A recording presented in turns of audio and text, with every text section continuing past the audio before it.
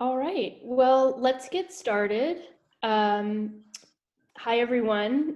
So glad you could join us today. My name is Emma Greenwood, and I am the founder of Wooshers.com and the Pulsatile Tinnitus Foundation. This is our first time doing this, so apologies in advance if we have any technical issues, but hopefully we'll get through this.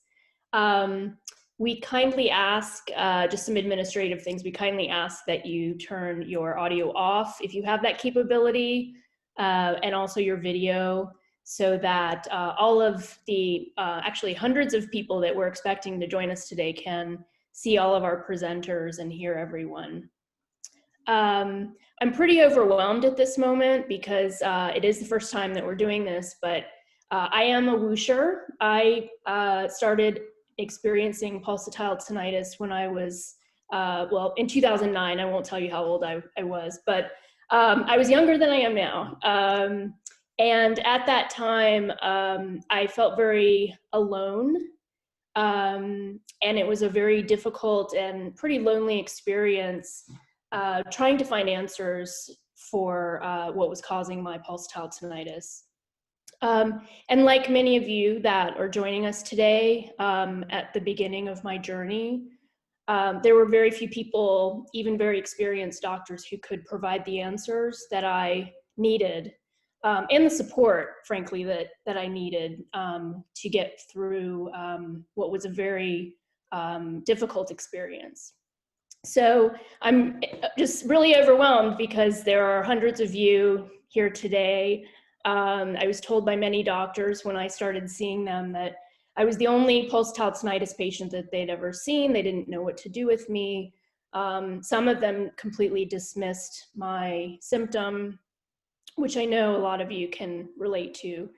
And it wasn't a great feeling. But with each and every little square that came up in the Zoom today, it was really validation, as it has been to meet really thousands of people with our symptom over the last almost 12 years. Validation that we're not alone and that people are listening to us, and that there is support and information that we can all share. So thank you all for joining us today. Soon after my pulsatile tinnitus started in 2009, I started a website called Wooshers.com. It was really just a place for me to keep the information that I found through Google searches that I know many of you do every day as well. And I really didn't expect anyone to ever visit the website. It was really just a place for me to collect the medical reports that I came across, the few personal stories that I found online. And to my surprise, people found the site, and I started learning more and more about different people's experiences from all across the world. And soon after my diagnosis, I started a Facebook group page, which now has over 8,100 members.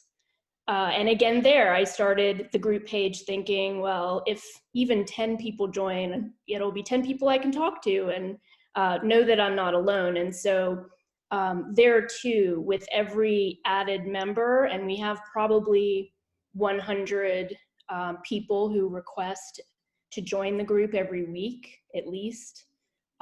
With every one of those people, again, for me personally, it's validation, but it's also very nice to know for them as they start their journey that they know that they're not alone. Very recently, we started the Pulsatile Tinnitus Foundation in the same spirit of Wooshers.com being to provide a venue for information and support for patients and the medical professionals that help them. You know, I often hear and read on the Facebook page that people feel like doctors don't understand. They could dismiss patients. I understand this stance because I know how hard it is to find doctors sometimes that do understand our symptom. But as I often say on the group page, there are doctors that understand and appreciate pulsatile tinnitus. 4 of them, very prominent doctors in the field, are here joining us today, volunteering their time. And I often say this, they just don't get enough attention, like pulsatile tinnitus patients. The doctors who acknowledge and appreciate the symptom that we deal with very often don't get the attention that they deserve. So I want to first say thank you to all of our panelists, whom I will be introducing very shortly, for joining us today, and all of the hundreds of people who signed up to join us today. We have people, by the way, from, I wrote it down somewhere, several countries, of course the US, from Alaska to New York, Canada, India, Cyprus, the Bahamas, Kazakhstan, Germany, Slovenia, United Arab Emirates, France, Italy, Greece. I could go on and on. There are people from all over the world signed up and here together today. So thank you all for joining us. I have just a few very basic slides to show you. I know a lot of you didn't sign up to hear from me today, so I'm going to go through my slides very quickly. But I did want to mention the Pulsatile Tinnitus Foundation started late December 2019, as timing would have it, right before COVID. We have not had a very productive year in terms of fundraising, but we do have a wonderful board. 3 of the doctors on our panel today are actually on our board, and we have a lot of very exciting things in the works. So I encourage you to go to the whooshers.com website and read up a little bit more about the Pulsatile Tinnitus Foundation. Support us if you can. We are a nonprofit 501c3, and we have a lot of good things to get started working on. So with that, I'm going to start some of just a few slides, and then I'll be introducing our panel. And just so everyone knows the plan for today, each of our panelists will talk for about 10 minutes and make some remarks. And then at the end of the hour, beginning of the next hour, we collected some really great questions from many of you, and we'll get through as many of them as we can and sort of have an open discussion with the doctors about their answers. So here is, let's see if this will work. For some reason, there we go. So my first slide here, just very basic information for those of us that experience pulsatile tinnitus. Pulsatile tinnitus is a sound that is in sync with your heartbeat or pulse. These are some very basic descriptions that I've heard over the years and read over the years from different folks with pulsatile tinnitus. The commonality, of course, is that the sound is in sync with the patient's heartbeat or pulse. But the sound can be high pitch or low pitch. Mine happens to be very low, much like a sonogram or someone marching in the snow. But there have been others who have described theirs as birds screeching from a distance in the sky, a washing machine, that kind of clanking sound. And you can read these over. It quite varies. And if I can figure out how to do it, and I hope everyone can hear it, I have some audio files that I'm going to play right now. And if one of the panelists can give me a thumbs up if you can hear it, that'll be helpful. But I have 4 of them.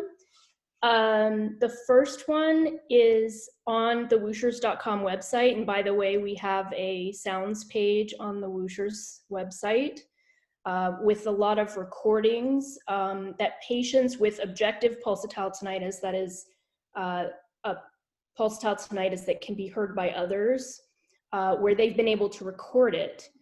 Often people can record it with their iPhone. It depends on the source of the sound, whether or not you can record it, even if yours is objective. But I'm going to play a few of these just so you can hear the variation. So the first one is on our website, and this is what we're calling on the website the Jessica whoosh. And actually she has a diagnosis, which is bilateral transverse sinus stenosis and bilateral sigmoid sinus dehiscence and diverticuli, which we may go into that particular diagnosis in a little bit, but here is the audio.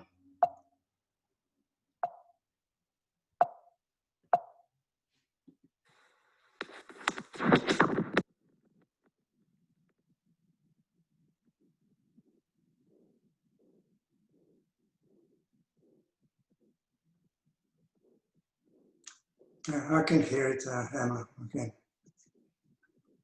It's very faint, but I can hear it. Okay. This next one is much louder, so I'm going to warn you to turn your volume down if you have it up really high. This is a whooshing recording provided by Dr. Sismanis, actually. It's about 14 seconds, and again, it's a little bit loud, and I'm about to hit play.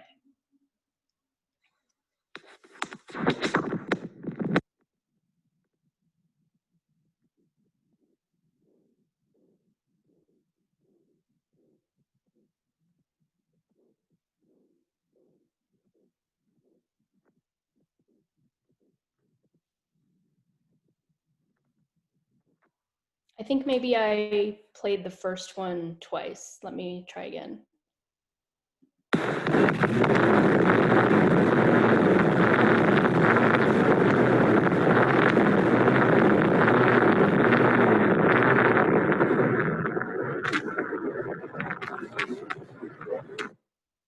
Okay, so that one was quite loud.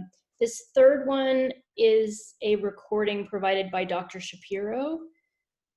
This one is about 1 minute long, and you'll hear in the background Dr. Shapiro saying, "let go."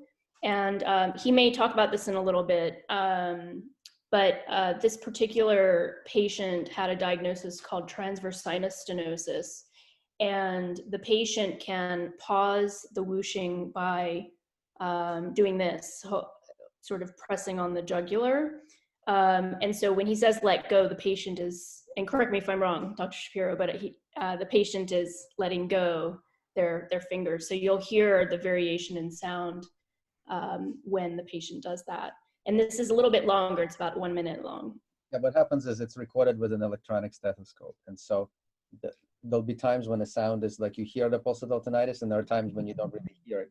And you can kind of hear in the background, like my voice a little bit, but the whole crescendo, like the times when the sound is off is when the patient is compressing their jugular.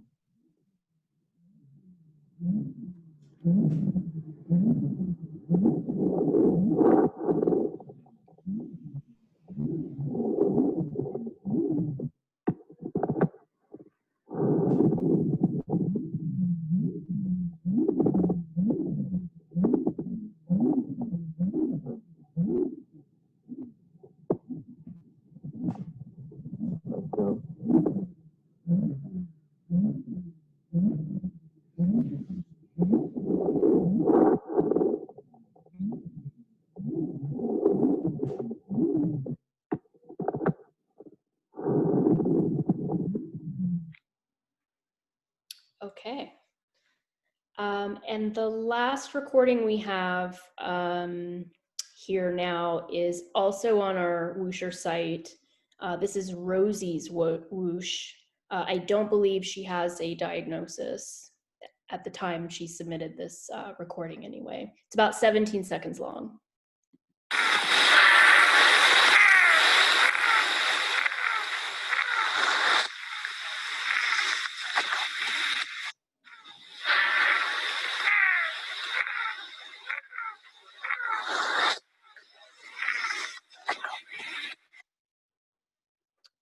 Okay, so as you can see, some variation in the pitch of the sounds. They really run the gamut. So there's a lot of discussion on our Facebook page about whether or not the pitch of the sound may be a hint as to the diagnosis. And that's actually one of the questions that we'll try to get to today, so the doctors can discuss that. But it's very interesting, of course, to hear these sounds. I know we have, by the way, a lot of family and friends joining their loved ones today. So I'm special hello to you all. And I like to encourage pulsatile tinnitus patients that are new to this to try to find an audio file that sounds much like their whoosh, or however they describe it. Sometimes people don't describe it as a whoosh, but maybe a screech or something different.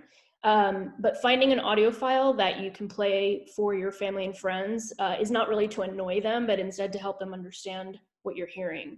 Because it can be very difficult for people that don't hear it to understand. It's also very nice, I think, for people to take the recording to doctor's appointments, and sometimes that gets doctor's attention. Oh, I didn't want to do that. But we'll hear it again.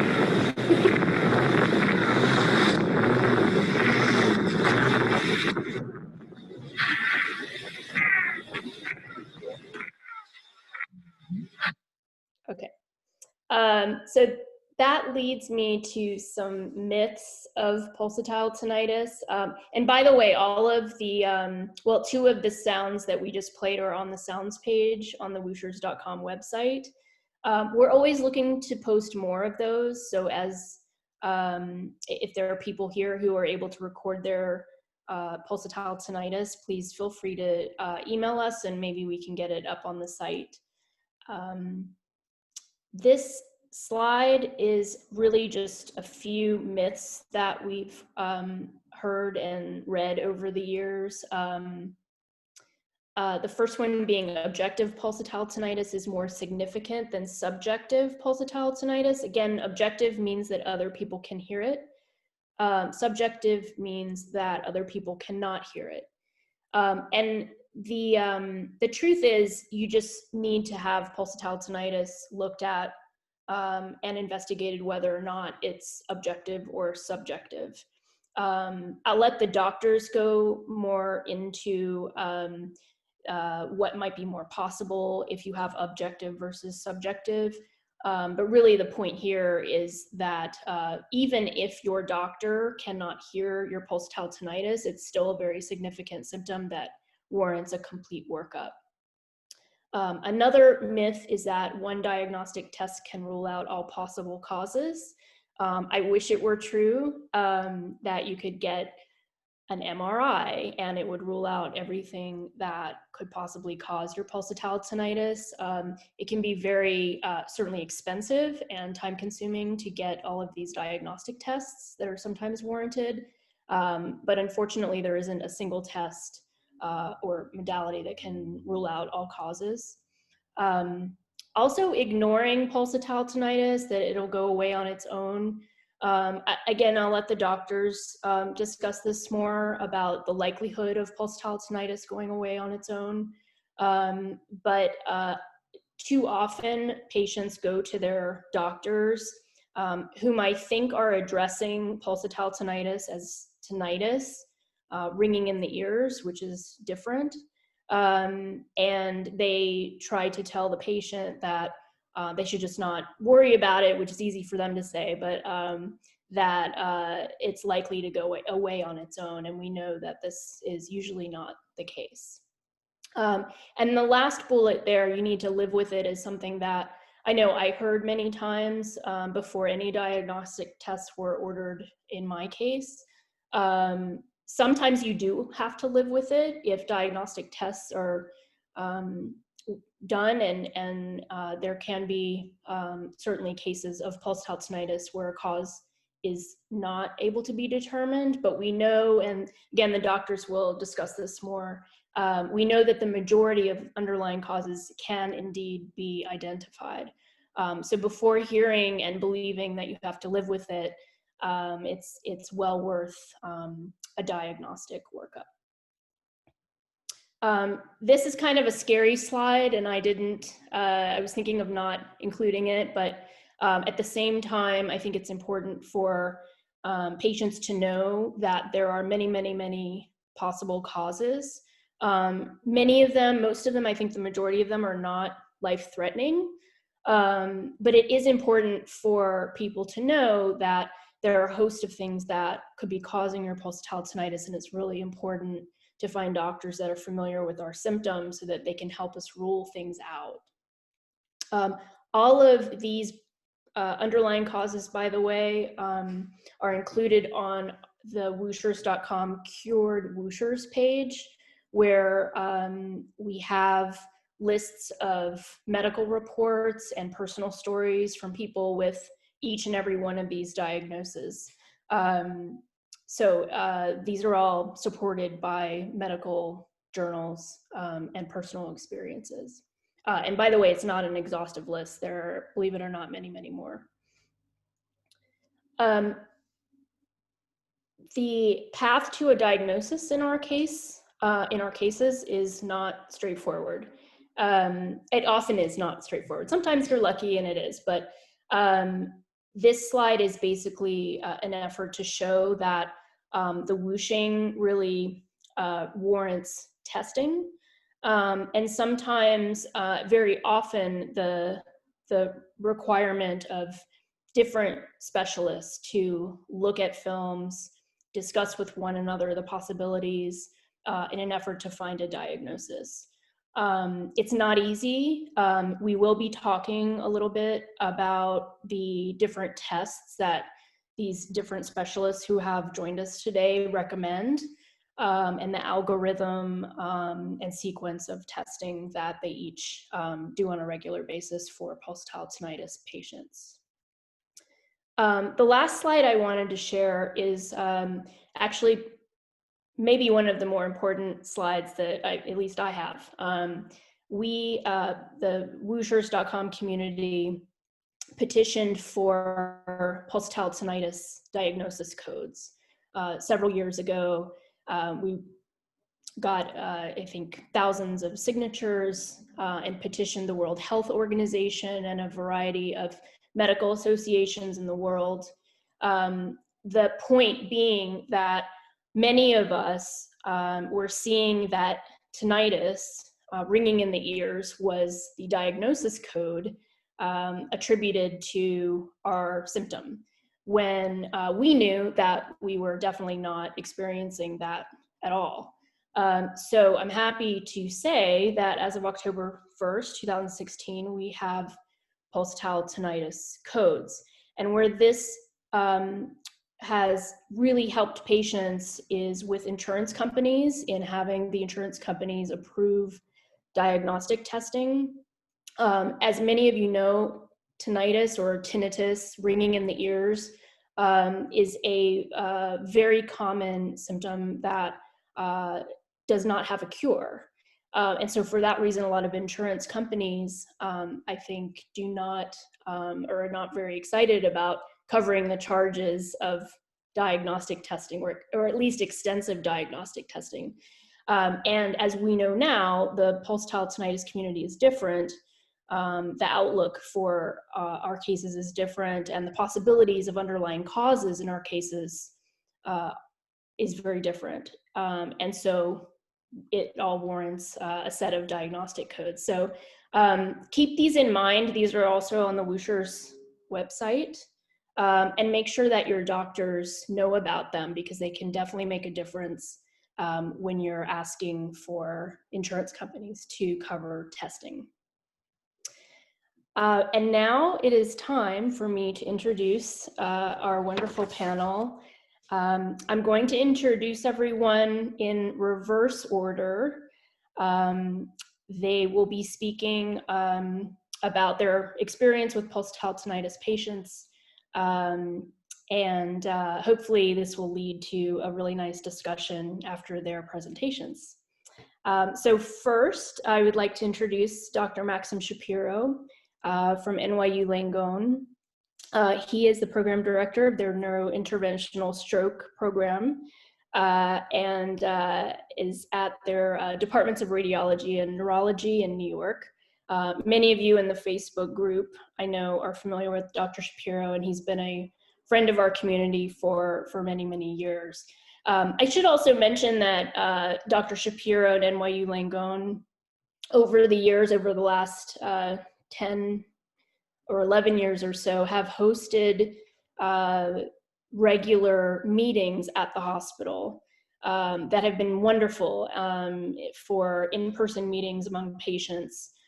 We haven't had one lately because of obvious reasons, but I hope to renew those. Those have been really wonderful. So thank you, Dr. Shapiro, for joining us today. Next on my list is Athos Patsalides, the Chief of Neurointerventional Surgery Service and Director of Neurointerventional Surgery at North Shore University Hospital in Northwell, Manhasset, New York, and Long Island. He's very fondly known as Dr. P in our Facebook group page, and has helped many, many, many patients as well. So Dr. Patsalides, we're very happy to have you today as well. Dr. Aristides Sismanis, Professor Emeritus of Otolaryngology from Virginia Commonwealth University, Richmond, Virginia.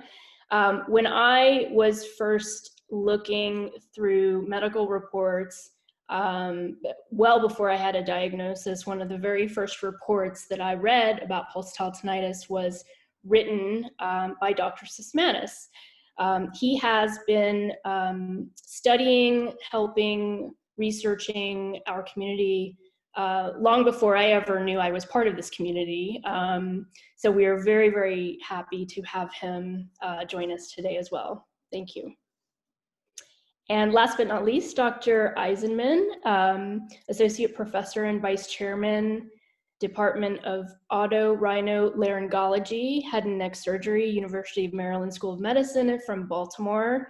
Thank you very much, Dr. Eisenman, known as Dr. E by many in our Facebook page. He has also been a very good friend of our community for many, many years and has helped many I know who have joined us today. So we really appreciate that, that you're here as well. And with that, I think I will just go ahead and let you share your screen. I'm going to stop sharing mine if you're ready. Yep. Let me bring mine up. Thank you very much, Emma. It's wonderful to see everybody. And I will try to be very brief. That's often hard for academic physicians, but I will do my best. Much of what I wanted to say, Emma has introduced. I will give it to you from my slightly different perspective. And first and foremost, I will validate the people who say tinnitus rather than tinnitus, which I see as Emma's favored pronunciation. We could debate that at some other point over coffee one day, Emma. Tinnitus very broadly. So all I really want to do with my few minutes is just present a few definitions rather than go into details on specific diagnoses or anything like that, just to make sure we're all in a shared common ground.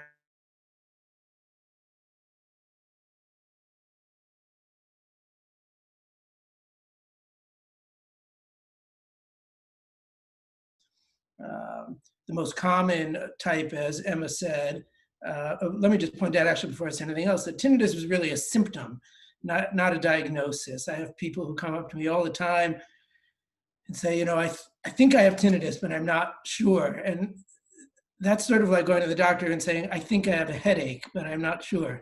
You know, if your head hurts, you have a headache. The doctor's job is not to tell you have a headache, it's to try to help you figure out what's causing the headache. If you're hearing an abnormal sound in your ears, you have tinnitus. The question is maybe what type of tinnitus or what's causing your tinnitus, but it's a symptom. It's not really a very specific diagnosis at all. Sometimes at the end of the day, after all of your evaluation, you may be left with simply a diagnosis of tinnitus. But at the beginning of the day, when you're starting out, you should view it more as a symptom. As Emma said, when we think about tinnitus, We can divide it up broadly into a non-rhythmic tinnitus, just a continuous tone. Those are often high-pitched ringing or crickets or an ocean-like sound, perhaps, something that doesn't have specific rhythmicity, or a tinnitus that does have some rhythm to it. And those rhythms can vary. There are different types of rhythms one can hear. They can be regular, periodic rhythms. They may be not regular rhythms.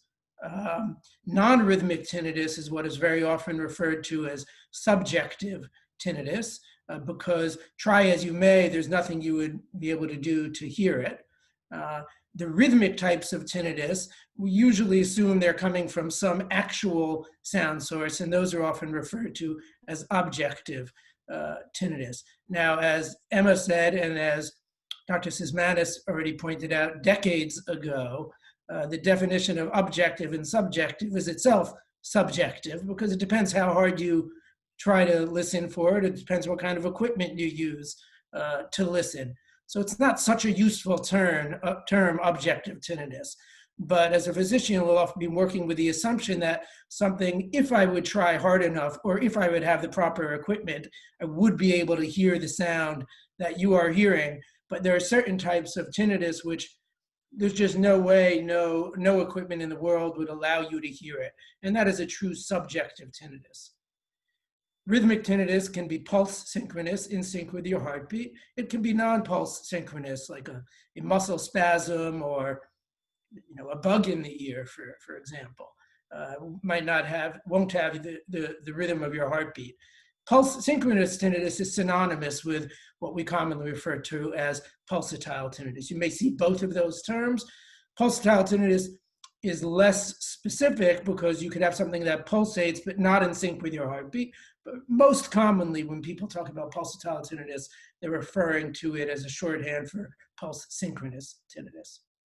Broadly speaking, when we talk about pulsatile tinnitus, there are two general categories. I'm not going to talk about specific diagnoses, but two categories of ways this can happen to you.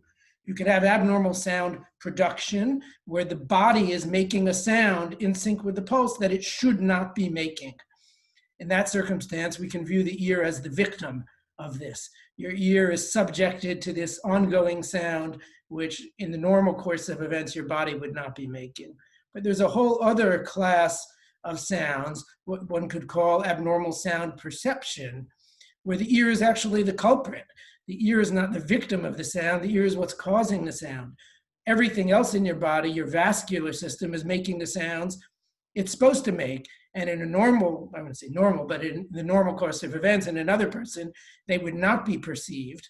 But there's something going on in your ear that is allowing you to hear the sound that someone else would not be hearing. These two are vastly, vastly different causes of pulsatile tinnitus. And depending on which you think it is, how you diagnose it is going to be much different, because in one of them, you're going to have to look closely at the ear, and the other, you're going to have to look closely at the things surrounding the ear, which could be producing this sound. And then, of course, as with most things in life, medicine is no different. It is not always so black and white. It's not always so simple. You could have combinations of these causing your pulsatile tinnitus, and very frequently the most difficult cases of pulsatile tinnitus to solve are the ones where it's a combination of factors that is doing it. And lastly, I just want to sum up with who are some of the doctors that you might run into who could evaluate and treat pulsatile tinnitus, because you'll see lots of different names of, I don't mean individual names, Dr. Sismanis, Dr. Patsalides, Dr. Shapiro, not those names, but names of types of specialists who treat it. And I know from the patients with whom I speak that it is very confusing knowing what type of doctor you've seen or what type of doctor, specialty or training the person has. So otolaryngologists are what are commonly known as ear, nose, and throat doctors who have specialization in those areas. Otologists or neuro-otologists are a subspecialty within otolaryngology. So an otologist or a neuro-otologist would have done otolaryngology training and then some additional training or some way of getting unique expertise specifically in diseases of the ear or neurologic diseases of the ear.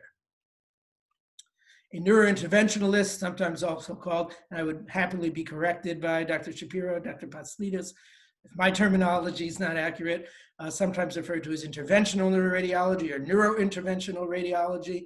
Most of these clinicians have specialized training initially through radiology and then specialized training in procedures that are done, diagnosis of vascular problems through radiology and procedures to correct those problems.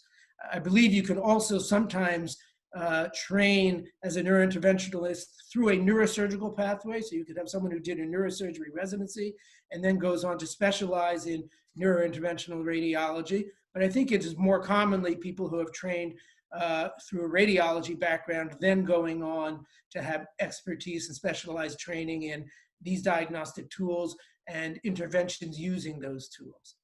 Neurosurgery is generally, except with the limitation that I just said, a separate field. These are people who specialize in surgical diseases of the brain and the central nervous system and the spine, sometimes dealing with vascular lesions or vascular malformations that can cause pulsatile tinnitus.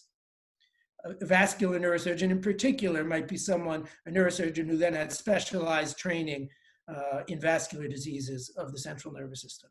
Audiologists are not medical doctors. They have a doctoral degree, a 4-year doctoral degree of postgraduate training in evaluating, or I would say testing primarily, the hearing and balance system.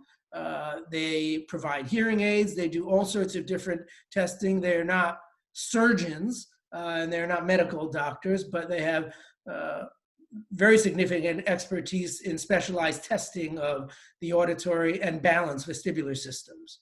And neurologists are non-surgical specialists in the central nervous system and the brain.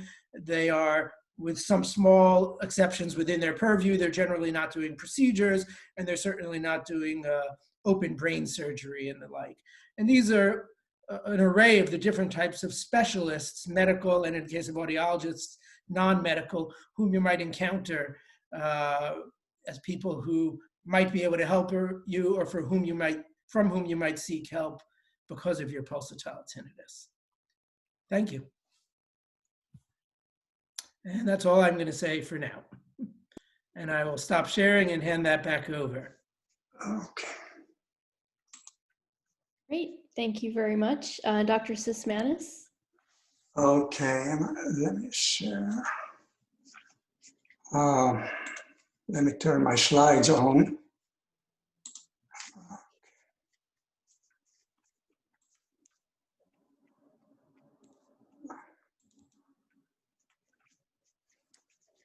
Can you see my slide? There we go. Okay. Well, first of all, I would like to thank you, Emma, for allowing me to participate in this webinar today.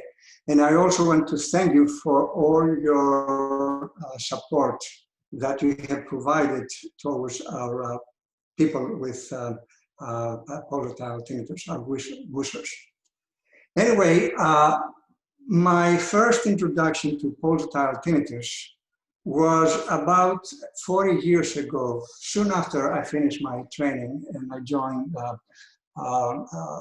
the university. So this was a young female patient, overweight, and she was admitted to the hospital by a neurologist for evaluation of headaches and blurred vision and pulsatile tinnitus. So he asked me to take a look at the patient because of the pulsatile tinnitus. So I went there and I examined the patient. Everything from my point of view was normal. And I ordered, as we used to do those days, an angiogram, a carotid angiogram. And of course, the carotid angiogram was normal. I went back and I told the results of the test to the patient that everything was fine. And I was about to leave the room when the patient told me, you know something, that after this doctor put that needle in my back, that was a lumbar puncture, my noise, my tinnitus, the whooshing went away. So that was the first time that I realized that there was a connection between the pulsatile tinnitus and the intracranial pressure, because this patient turned out to be a patient with intracranial hypertension. They used to call it pseudotumor cerebri those days. Some neurologists still call it the same way. Today we call it idiopathic intracranial hypertension. So I knew nothing about this entity, and I started a prospective study. Anyway, to make the long story short, that was my first patient that stimulated my interest in this entity. Now, pulsatile tinnitus is secondary to turbulent blood flow, which can result either from increased flow volume going through a blood vessel or stenosis, narrowing of the lumen of the vessel. Now, this sound can be generated either in the arterial system or in the venous system. Now, briefly, the arterial system takes blood from the heart and brings it to the brain, to the extremities, etc. And the venous takes blood from the periphery, the brain, the extremities towards the heart. Now, why am I saying this? Because one of the very first things I want to do when I see a patient with pulsatile tinnitus is to make sure where it arises from. And there is a very easy test to do that. Just put a little bit of pressure in the ipsilateral side of the neck. If it goes away, it's originating from the venous system. And why is this important? Because the workup of a patient is different between venous etiologies and arterial etiologies. And that saves a lot of tests and makes the diagnosis easier. Now, in the venous etiologies, one of the most common causes, in my experience, is idiopathic intracranial hypertension syndrome. Diverticular dehiscences of the sigmoid sinuses and jugular bulb abnormalities. The majority of patients I see, they fall in these three types, I would say, of diagnosis. Now, this is a very similar patient with the very first one I saw 40 years ago, obese female. Now, this syndrome, the idiopathic intracranial hypertension, occurs mainly in females, although we can see it in males as well. And they have elevated intracranial pressure without any neurologic signs. Now, in Asians or in children, you don't have to be obese or overweight to have intracranial hypertension. And also the female to male ratio in these patients is equal. Now, the common manifestations of this syndrome are headaches, blurring of vision or visual loss, nausea with or without vomiting, sensitivity to light, sounds, or both, and pulsatile tinnitus. And let me mention something here, again from my experience. Patients who present with pulsatile tinnitus, usually they don't have papilledema. Usually they don't have visual loss, and that creates a major diagnostic problem. Why? Because they go to the neurologist because they have headaches and pulsatile tinnitus. He does not see papilledema, and unfortunately, they don't establish the diagnosis of intracranial hypertension. So one of the messages to take home is that definitely you can have intracranial hypertension, you can have the syndrome without papilledema. So if your doctor tells you that I don't see any papilledema, any swelling of the eye grounds, and you have pulsatile tinnitus, and you're female, and you're overweight or obese, then look for somebody that will look a little bit different in your case. And some of them, they may have dizziness, some unsteadiness, some lightheadedness, etc. Now, in the arterial causes, you may have vascular blood vessel lesions inside the head, and one of those you don't want to miss, because potentially they can lead to a stroke, like an arteriovenous malformation or an AVF. Atherosclerosis of the carotid arteries in the neck, especially in females, can be associated with pulsatile tinnitus. And vascular tumors, they're rare, but they do occur. By the way, if you are anemic, and I've seen it a number of times, you may have pulsatile tinnitus. Why? Because the blood circulates in a fast mode, and there is what we call a hyperdynamic state of circulation with the result of eddies and pulsatile tinnitus. Thyrotoxicosis, pregnancy, I've seen it a number of times for the same reason, hyperdynamic state of circulation. So in the physical examination, the ear examination is very important. And again, auscultation. If you go to a physician, whoever he might be, and he does not auscultate your head and the area around the ear, around the neck, or even down to the heart, the heart murmur can radiate all the way to the ears and hear it as a pulsatile tinnitus. If he doesn't do that, he has not done a complete evaluation of you. And here is the auscultation. Again, auscultation of the neck, turning the head right to left. If it stops on one way or the other, that's very suggestive of venous etiologies. Audiograms, oftentimes these people, they have a low frequency hearing loss, which is a pseudo type of hearing loss. If you repeat the hearing test while applying pressure in the neck, light pressure, to stop the masking effect of the tinnitus, the hearing normalizes. Now, neurologic consultation is very important. Lumbar puncture, again, with measurement of the intracranial pressure is individualized, as well as the blood test. For example, a complete blood count or thyroid test, or test for elevated cholesterol. The radiologic, the X-ray evaluation also is individualized. As I mentioned before, is different for venous, different for arterial. At our institution, MRI, MRV of the head with possible CT of the vertebral bones is the way to go for a venous type of pulsatile tinnitus. Now, if it's arterial, you can go with a head or an neck CT angiography, or MRA, or carotid angiography. Carotid angiography, again, should be individualized. It's a procedure that has associated risks. So we don't do angiogram on everybody who comes to our office with pulsatile tinnitus. As a matter of fact, the minority of patients, if you follow these guidelines, need an angiogram. In conclusion, the history and the auscultation are of utmost importance. There is no way to diagnose properly a patient with pulsatile tinnitus if you don't take a good history. Oftentimes, the history itself will tell you possible underlying etiologies. The patient may tell you, when I turn my head to the right or left, tinnitus gets less or tinnitus goes away. It's a venous type of tinnitus. By the way, venous type of tinnitus has less incidence of something very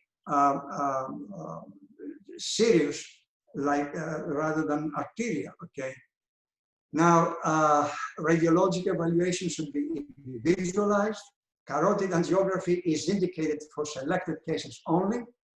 Intracranial, idiopathic intracranial hypertension syndrome, sigmoid sinus dehiscences, diverticuli, globus tumors, and atherosclerosis of the common of the carotid arteries are common etiologies. Pulsatile tinnitus in obese patients is suggestive of intracranial hypertension, idiopathic intracranial hypertension syndrome, even without papilledema. You don't have to have papilledema. These patients should be evaluated for associated comorbidities. And this is something that I tell these patients, you know something, your pulsatile tinnitus is one of your issues, but they're most important. Most often these patients, they have sleep apnea, they have hypertension, they are diabetic. So you have to address this in a holistic type of way as a good physician. Jugular vein ligation, unfortunately, this question is raised often because when you put pressure here, it goes away. For God's sakes, never ever consider this, this procedure. Thank you very much. Thank you, Dr. Sismanis. Dr. Patsalides.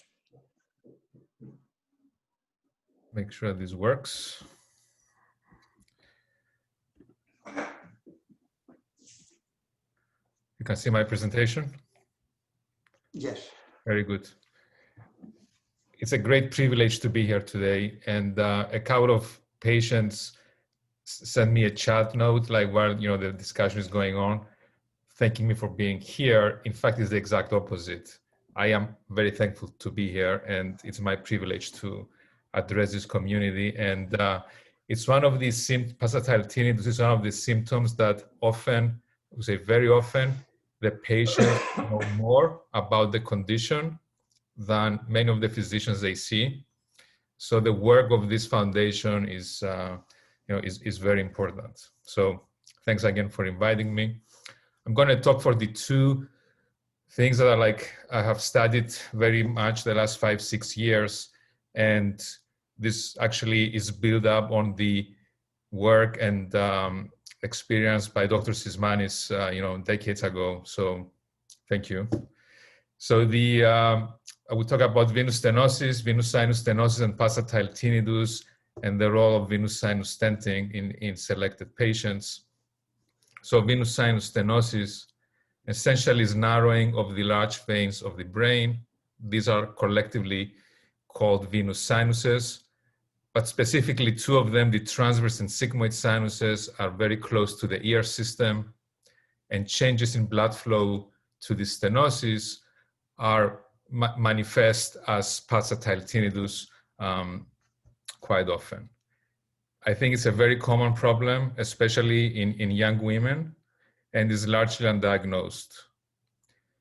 And what adds to, what I think we've learned the last few years also is that venous sinus stenosis can cause idiopathic intracranial hypertension or be associated with it, but you can also have venous sinus stenosis with pulsatile tinnitus without the symptoms of intracranial hypertension. And I will talk a little later about this. This is like a graphic showing very basically the normal anatomy. We have a large venous sinus called the superior sagittal sinus that divides into right and left transverse sinuses, and then sigmoid sinuses, and you see the proximity to the ear of the transverse and sigmoid sinuses. And when somebody has stenosis, essentially most common location for stenosis is basically at the bend, the junction of the transverse and sigmoid sinuses, which is close to the ear. These are some drawings that I often do for my patients in the office, and I can assure you I'm a better doctor than an artist, but the idea is that if you have a straight vein or a curved vein or essentially any structure with flow, the majority of the flow, and Dr. Sismanis showed the slide already, is what is called laminar, is essentially straight and mostly in the middle of the vein or whatever blood vessel we're discussing, and the same happens around curves. When there is severe stenosis, actually this changes dramatically, and the majority of the flow becomes irregular and turbulent, and is directed very much to the side, and also can be sort of like causing like a continuous cycle. So this is how the flow waves or the flow patterns are after stenosis, and in extreme situations, this can cause significant pressure if the walls of the structure, in our case the veins, is relatively weak or able to expand. So over time, a vein that has this dimension can extend even further, and this can cause what Dr. Sismanis mentioned as venous diverticulum. I prefer the term venous aneurysm. It's exactly the same thing, but for the vascular people, I think aneurysm is a more appropriate word. Again, a little more about the situation. The condition here is the normal area. The normal vein makes this curve, and this is very close to the structures of the inner ear in the temporal bone. And in the normal situation, the majority of flow would be streamlined in the middle of the vessel, in the middle of the vein. But if there is severe stenosis, a lot of the turbulence will be directed against the wall. A lot of the flow will be directed against the wall of the vein. And especially if the vein expands, this will be very close to the structures of the ear, and the ear can pick up the sound if you want. So this is like a difference between the normal flow and the flow in a patient with significant stenosis of the transverse or sigmoid sinus. So another graphic that I use is to show the narrowing and the turbulent flow, the expansion of the vein that often exists. And in extreme situations, this expansion can be very significant. And this expansion goes against the temporal bone, which encases the ear system. So a potential treatment in selected patients, by no means I want to say that every patient with stenosis needs to have a stent. In fact, it's probably the exact opposite. But a potential treatment is to use a stent into the vein to alleviate the stenosis and restore the normal flow pattern. And this is, hopefully this video goes, probably not. Well, I want to show a video how the stent expands, but I don't want to waste everybody's time. And these extreme situations where the venous diverticulum or the venous aneurysm is very large and protrudes in the bone, another option is to use a stent to treat the narrowing and use coils, which are platinum wires that we use in the arterial system if we want to occlude a dangerous blood vessel or a dangerous aneurysm. We can also use them in the venous system to stop the blood flow into this pouch, into this aneurysm or diverticulum, which is also responsible for the generation of pulsatile tinnitus. So some patients could be treated with stenting. Some patients with a large aneurysm, venous aneurysm, can be treated with stents and coils, and very rarely with coils alone. And again, I emphasize this in the office a lot. The venous aneurysm is not a life-threatening condition as the arterial aneurysms can be. So venous aneurysms, they have a benign course other than pain and or pulsatile tinnitus. The venous sinus stenting procedure is a minimal invasive option. It's done with a small incision in the arm or the upper part of the leg. A first part includes a venogram to confirm that the stenosis that we see on the CAT scan or the MRI scans is real and significant. Often involves what is called manometry to measure pressure differences before and after the narrowing. And this is typically done or should be done with a local anesthetic only to give more accurate results in terms of the pressure measurements. And the second part is the stenting procedure, which is typically done under general anesthesia because it's a more painful procedure than the venogram. In my practice, most patients go home on the same day, even after stenting, or they may stay one night if they live far from the hospital or if they have a headache or nausea after the procedure. And any stenting requires blood thinners, and my practice is to use blood thinners for maximum of 1 year after stenting. The patients take 2 blood thinners for 1 month, aspirin and Plavix, and then they stay on aspirin alone for a total of 6 to 12 months. And we recently published a prospective clinical trial that was in the works for about 5 years. And actually, thankfully, we completed the enrollment about a year ago, and we published this last month. And the idea was to look at patients who have venous sinus stenosis, severe pulsatile tinnitus, without having idiopathic intracranial hypertension. So all patients were seen by an ophthalmologist. They did not have papilla edema. And any patient who had headaches had a spinal tap or a lumbar puncture. And we confirmed that the pressure in these patients was in the normal range. So we excluded, largely at least excluded patients with idiopathic intracranial hypertension. And we also used, for many patients, we used a trial of Diamox as a step to see if they would get better medically by this medication that decreases intracranial pressure. And if none of these things worked, then we offered stenting, and we treated. We enrolled 42 patients, and they were all treated, with the same protocol, the same approach. So it was very systematic workup, very systematic treatment, and the results were excellent in the sense that 93% of patients, that's 39 out of 42, had complete resolution of their pulsatile tinnitus.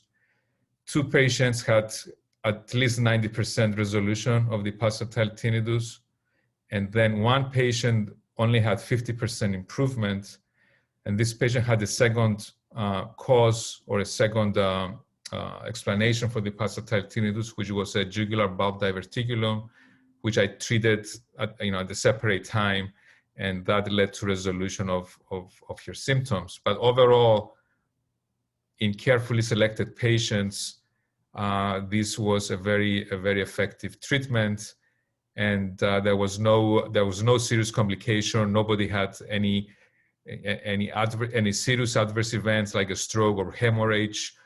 Many patients, it's common after stenting to have these transient headaches that are related to stretching the membranes that cover the veins. These are called dura, and this is common and goes away after a few days or a couple of weeks at most.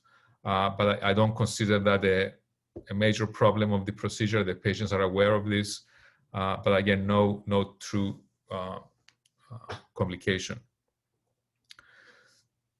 My final thoughts is that the proper workup is key. And to echo Dr. Sismanis' comments, I think today it's very rare that the patient needs a catheter angiogram for the workup, for diagnostic workup of pulsatile tinnitus. I think there was a study from Germany a few years ago that they thought that it was necessary in about 5% of patients. And we just looked at our clinic's experience with hundreds of patients, and it's actually even less than that. So I think the catheter angiogram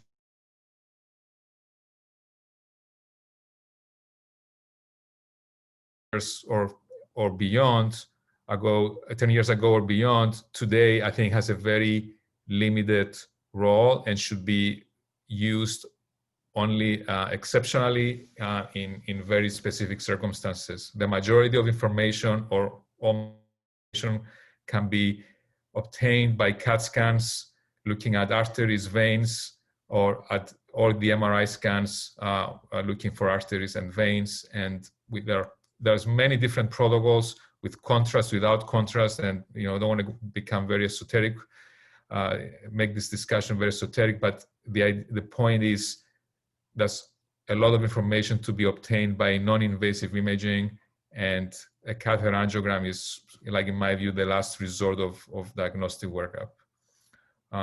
With that, I'm going to stop. Thank you again for inviting me, and I'm happy to answer questions later on. Great, thank you very much. Dr. Shapiro. Thank you.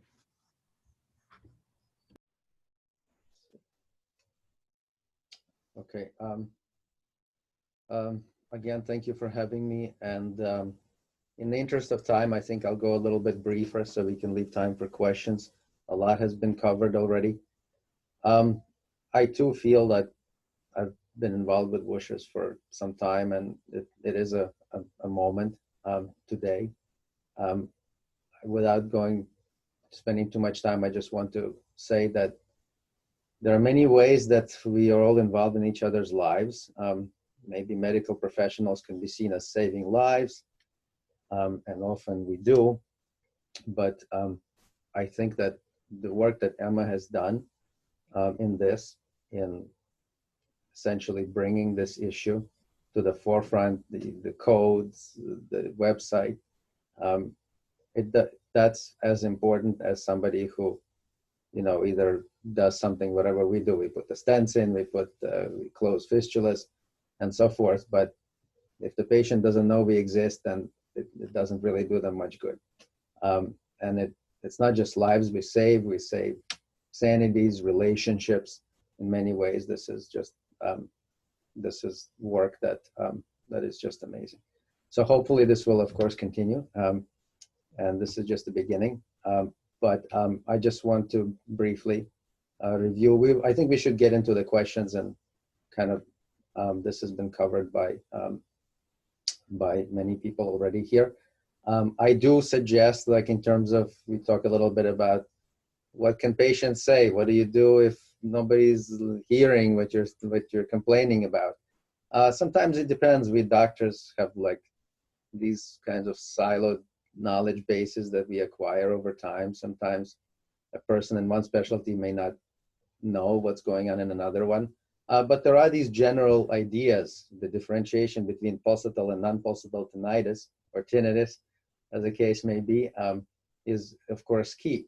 So, how do you get somebody's attention? Well, sometimes you don't need to get their attention. Maybe you should just leave and find somebody else who knows a little bit better. But if you want to get someone's attention towards a vascular cause, just tell them you're hearing a bruit, which is a medical term for, like, basically hearing a pulse, this noise of your heartbeat someplace, or what a doctor might listen to in a stethoscope.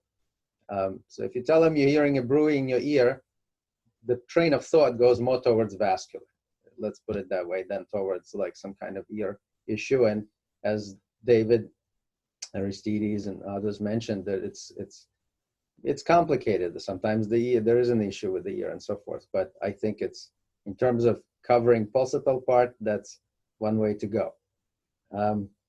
We did talk about this. I just want to acknowledge again and just draw attention to this last point, that from a medical perspective, obviously you want somebody who knows what pulsatile tinnitus is and what all the different diagnoses are.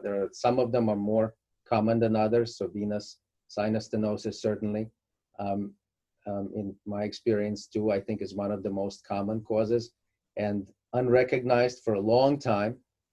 Finally, that's changing, thankfully, and that's obviously like that's probably the most significant development in the world of pulsatile tinnitus over the past 10 years, is the broader recognition of that as one of the more common causes. And as a venous thing, it tended to be just ignored because the veins are not arteries, they're not likely to hurt you, so forth, but the sound can be bad enough to hurt people for sure. But just to come back to this, I think it's very important when we, from a medical perspective, approach the sound, and probably from a patient perspective as well. You want to have a rational way of thinking about it. Like, we think of it anatomically, as Dr. Sismanis mentioned. What are the artery causes? What are the vein causes? What are the arteriovenous shunt causes, like fistulas? All these other things that are relatively rare, like hypervascular masses and so forth. But there has to be an approach to this. And I think a patient can also have a systematic approach to what makes their sound better, what makes it worse. Can they change it by, can you turn the head? Can you put a little pressure here? Don't put too much pressure. The general advice is don't try to crush your carotid artery here. That's not good. But a little bit of pressure on the neck, if the sound goes away, it's as good as an MRI or an MRV. As we mentioned, it's going to most likely be venous of some way, shape, or form, probably a stenosis. But there is a rationale to this, and when you take this to the physicians that are evaluating you, you want to be kind of lay it out in a rational fashion about what you're hearing and so forth. And so I think that helps you as well. In terms of where we stand as a foundation and Wooshers, from my perspective, the education, I think, has been a huge success. A lot of work remains to be done, particularly, it just depends on how people find information. I still see a lot of patients that just don't go online, or you may not want to trust what you hear online for sure. And so it depends, how do you find help? Where do you look for it? Some people are more facile with online stuff than others.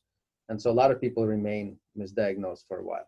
So a lot of work remains in that on our physician, and I think perhaps I'm wrong in this, but I think in terms of our siloed knowledge and what one specialty knows and the other doesn't, I think where education needs to happen, from my perspective, and happy to hear what others think, is in the ENT community, in the general ENT. And the only reason for that is because that is the person that a sufferer with any kind of tinnitus, pulsatile, non-pulsatile, is most likely to see first. And so that's where, that's a key junction. That's a key place on the road where you can go either way. So I think there's a lot of education that remains to be done. We touched on the success. I think in terms of medical successes, it's the venous causes that have finally gotten their due attention. And we, as Athos had mentioned, I think venous sinus stenting is extremely effective for this. It has to be also extremely safe, because in many ways, these are not arterial causes. These are not causes that are as likely perhaps to physically hurt someone. And keeping in mind that the sound itself can certainly make people hurt themselves or hurt a lot of their life. But in terms of bleeding risk and so forth, the risk is less. So the treatments have to be very safe. And in experienced hands, I think they are, and reserved, as Athos had mentioned, for people that cannot tolerate the sound. But I think can be highly effective. There's a lot we don't know.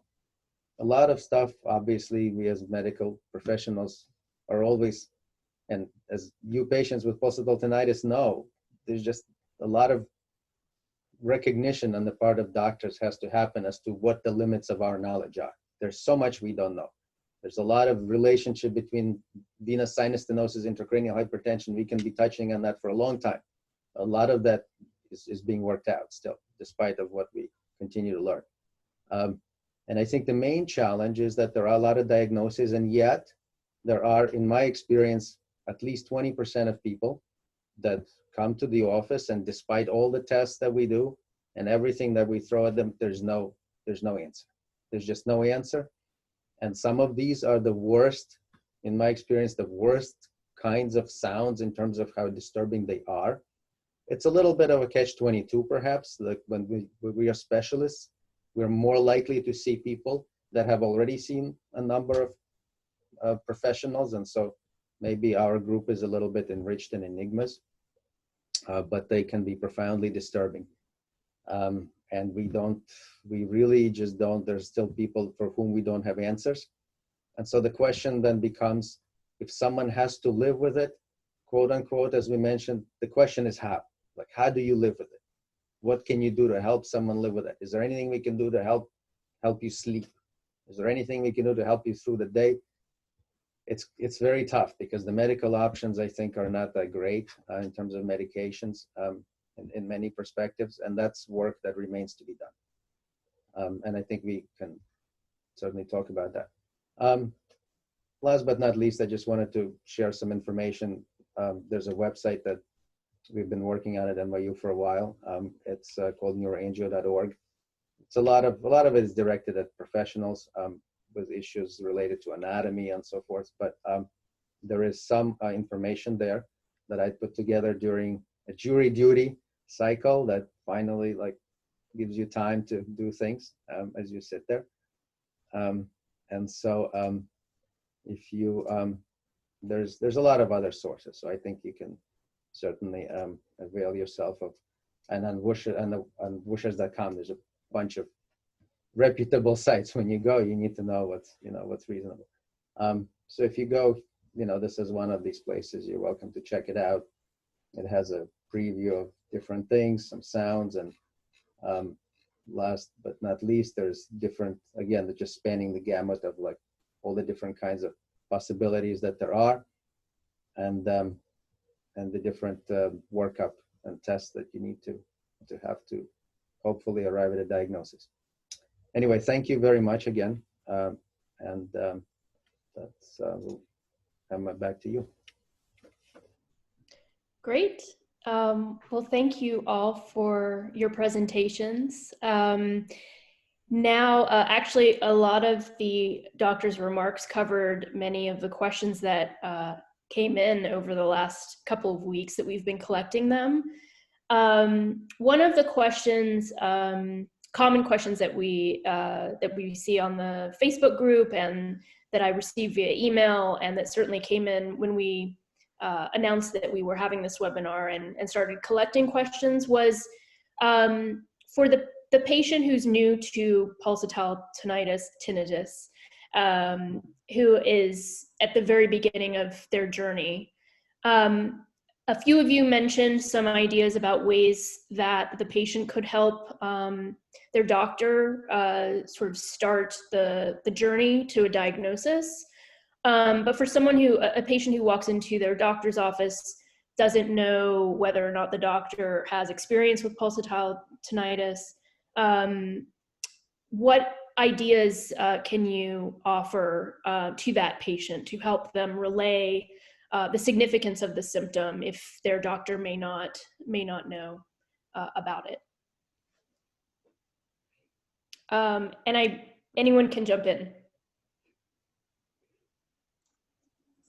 Dr. Eisenman already mentioned that better this patient be evaluated by somebody who specializes in diseases of the ear, what we call an otologist or a neurologist, okay? That's what I would do.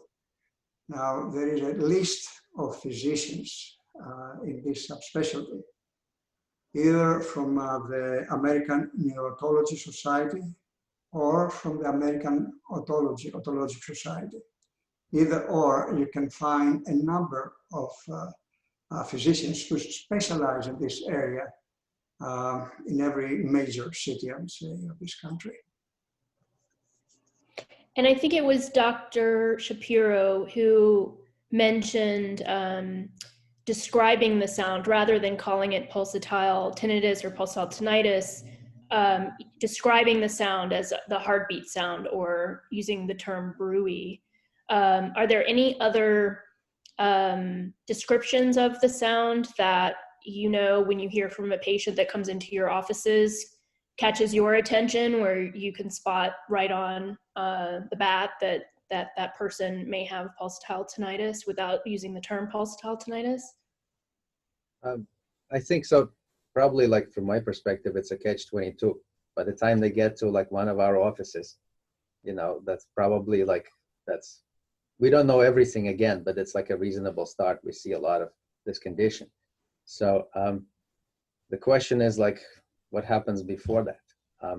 I think emphasizing the pulsating, emphasizing that this is an issue of the ear hearing a sound that, I mean, David, you'd mentioned it very eloquently that but from a patient perspective, you could just say, listen, like, I'm hearing this sound.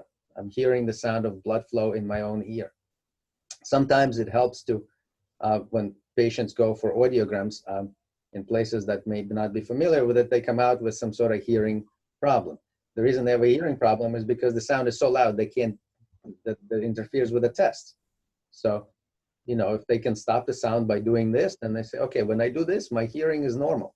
And certainly they can do that during the audiogram as well to prove the point. But emphasizing the vascular question, I think that's what people have to do. At least they will get you to somebody who is more of a vascular person.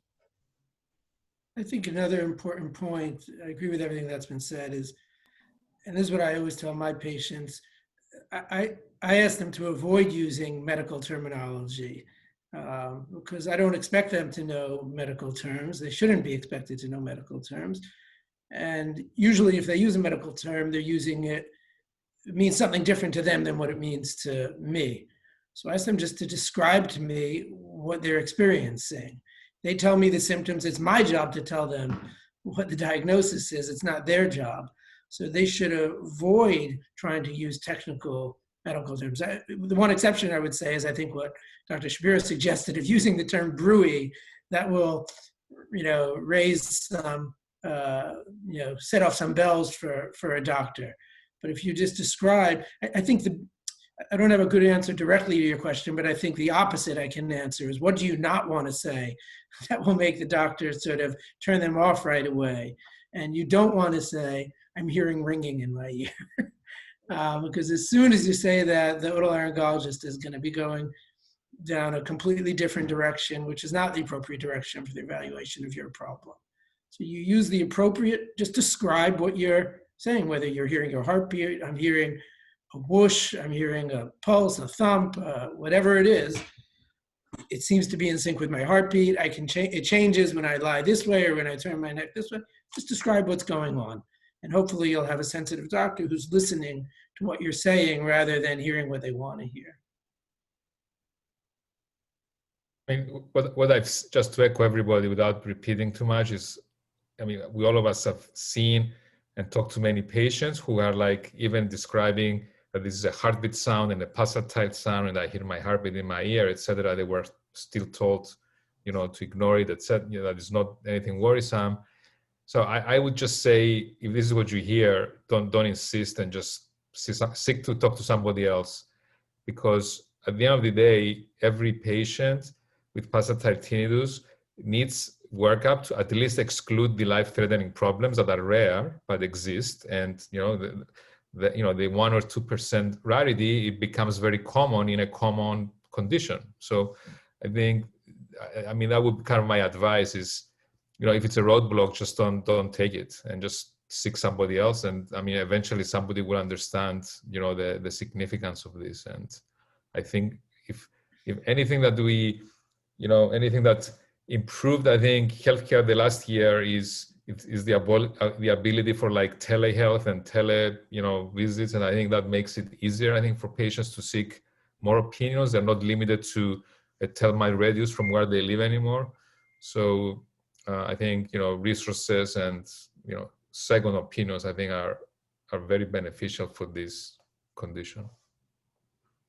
So along those lines, I remember when at the beginning of my journey to find a diagnosis, I had an MRI that came back unremarkable, that word that I grew to hate. And the doctor came back with this big smile and said, you're fine, everything's great. And, go home and take it easy, and, come back in 6 months if the sound is still there. And it was devastating to hear that. And the doctor looked at me like I was nuts, because according to him, what he was looking for, whatever it was not there. And I was in the same place when I left that office than when I walked in. So I guess my next question is, if you all could talk about perhaps in your practices, and I realize you are in different specialties, so this will probably differ, maybe even within the same specialties, but what is the algorithm for testing, the order of testing that in your experience is applied to the pulsatile tinnitus patient? And I guess it's complicated because since pulsatile tinnitus is one symptom, it could differ if the person with pulsatile tinnitus has, in addition to pulsatile tinnitus, has other symptoms, additional symptoms. But I wonder if you could all talk a little bit about the tests, the names of the tests that you have ordered for pulsatile tinnitus patients, and whether or not there is, a sort of a template algorithm for the order of testing. If I may say a few things, Emma. As I mentioned before, and I repeat it again, the most important is the history. Does the patient have issues with the thyroid? Does the patient is anemic? Then I will try to feel the patient's pulse while I'm asking the patient every time she or he hears the tinnitus to raise the finger or their hand. So the very first thing I want to make sure is that it's synchronous with the heart rate.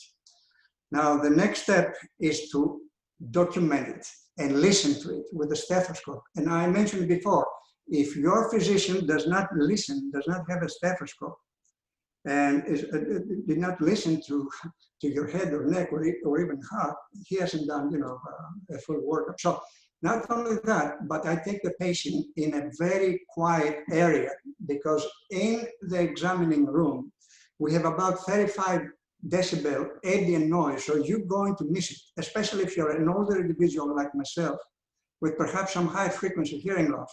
You're not going to hear it. So take the patient in a quiet area, in an audiology booth in my case, and I use an electronic stethoscope.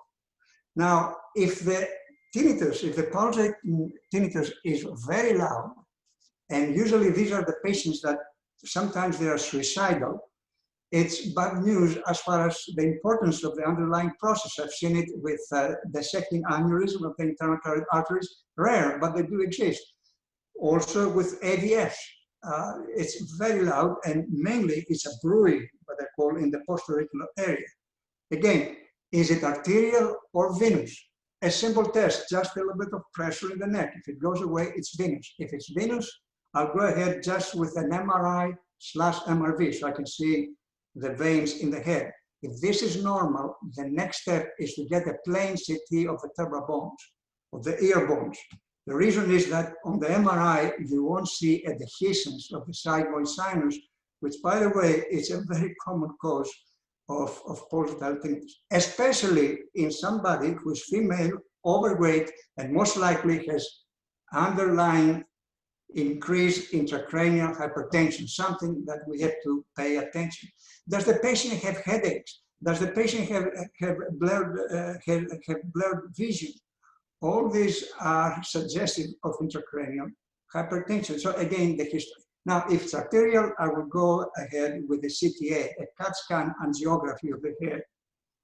And if there's any question on that test, especially if there's a loud arterial bruit behind the mastoid, this is the rare case I will suggest for an angiogram. So again, if I can hear the bruit in the neck, then it's atherosclerosis of the carotid arteries. I'm not even going to get any CT or any imaging study. All I will do, it's an ultrasound of the carotid arteries. I've seen it a number of times in older female patients, and especially in patients with high cholesterol, with hypertension. So all this, you have to take it into consideration to have the appropriate evaluation. Thank you. Anyone else have thoughts about testing? Yeah, briefly, I mean, again, following Dr. Sismanis is, it's difficult to add too much to his, extensive knowledge, but I would say that it's important to have, the MRV or MRA has evolved over time. So what used to be like, the only option used to be like a non-contrast scan. Now we have options of contrast MRV or contrast MRA, also what is called like dynamic scans that show like the arteriovenous transition, like as the dye goes from the arterial system to the intermediate, what is called the capillary system, and then the venous system. So there are MRA scans that simulate, if you want to say, like a catheter angiogram to some extent. And I think it's important to like take advantage of the technology. And, for example, I have like a dedicated pulsatile tinnitus imaging protocol that, if I order a scan, then, everybody knows this is what they need to do. Like if it's an MRA or MRV, everybody, meaning the MRI techs and the radiology department. So I think it's important to, take advantage of the advances in imaging, because we can learn a lot more today from MRI scans or CAT scans, even like dynamic scans, compared to 5-10 years ago. And I think on one hand, we can pinpoint the diagnosis more often. And secondly, I think that's a true benefit to the patient, is that we avoid like the invasive tests as the catheter angiograms, which I think are still being done a lot for pulsatile tinnitus patients. My personal opinion is that they are done a lot more than they should be at this point. And so I think there's a lot of physician education to be done there also. I would say one thing, Emma, it's a great and very important question. Aside from the fundamentals and the basics, which Dr. Sismanis said, certainly you need a thorough history and physical examination. You can't evaluate someone with pulsatile tinnitus without looking in their ears, without listening to their carotid arteries. If you think you've evaluated them and you haven't done that, you haven't evaluated them.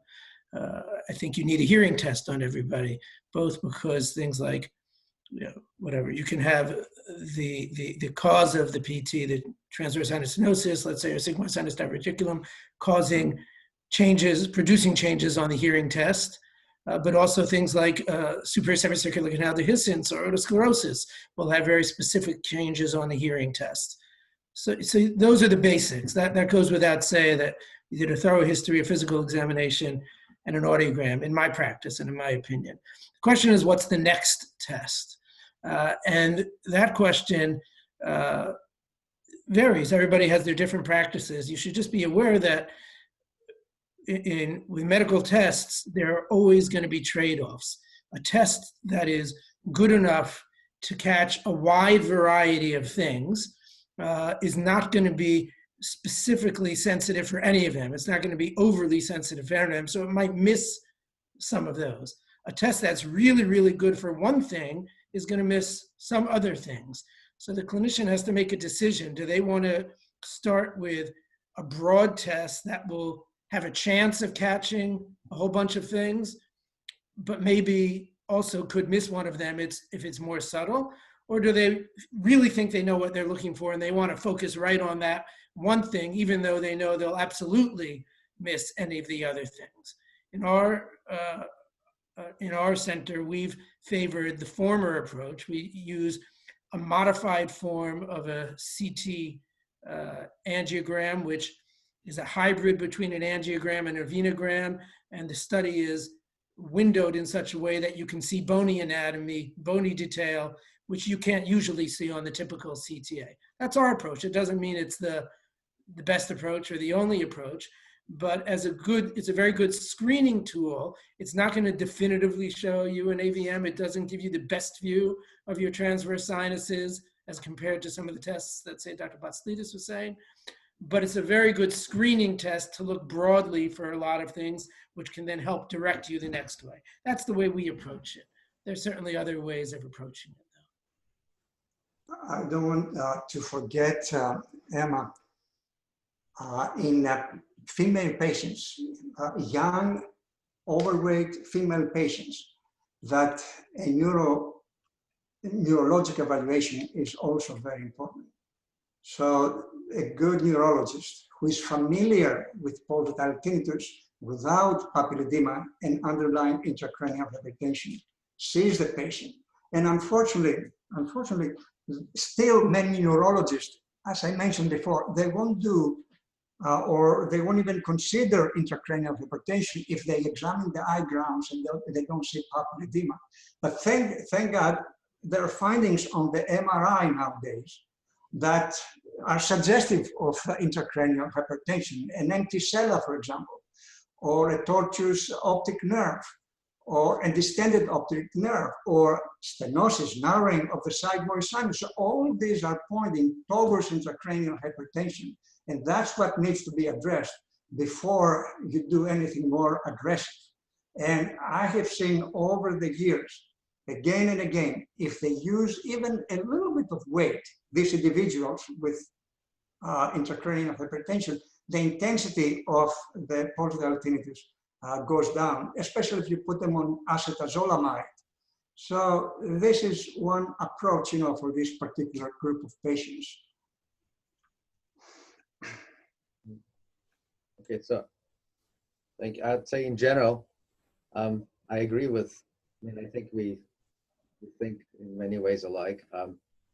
And so I would just say that going back to Emma, your original question, like what do you do if somebody is just beginning this journey? Like what do you look for? What are the general tests? Yes, having said everything about physical exam and so forth, and again, my practice, I also favor MR. I think MR has come a long way. MRI, MRA, MRV, they're basically all MRs. They've come a long way. There's no radiation.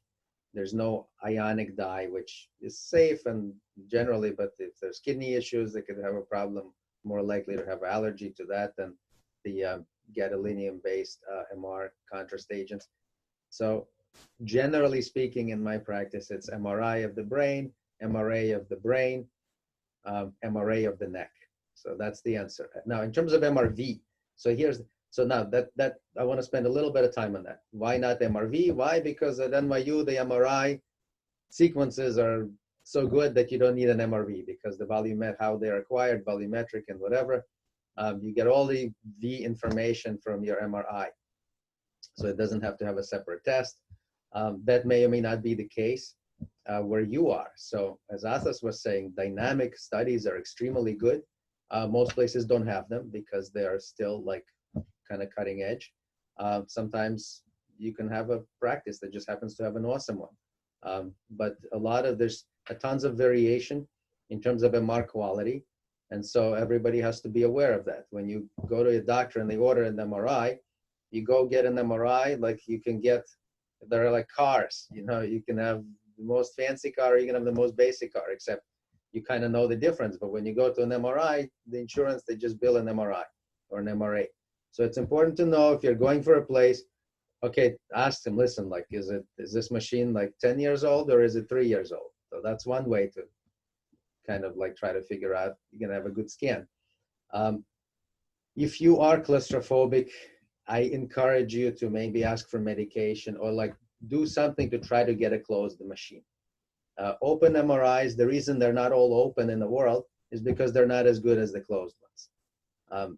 So that's just how technology is. Like try to get into a closed machine if you at all can.